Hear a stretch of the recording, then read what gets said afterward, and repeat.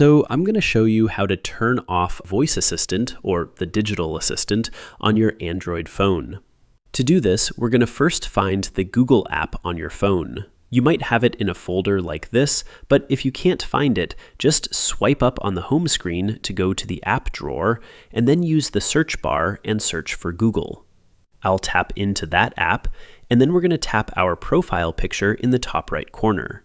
From here, we're going to go to Settings, and then within the settings, we're going to go to Google Assistant. Here, you're going to see a long page of settings for the Google Assistant, and one of these submenus is called Digital Assistants from Google. We'll tap that, and here you can choose between Gemini and the traditional Google Assistant.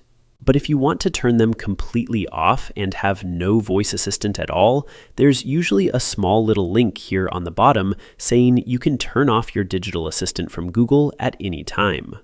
And this part can be a little confusing because when I'll tap that link, it gives me a confirmation screen where I will confirm that I want to turn this off.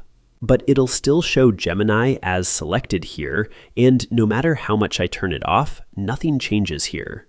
It's sort of an invisible change because even though Gemini is displayed as selected, it is turned off.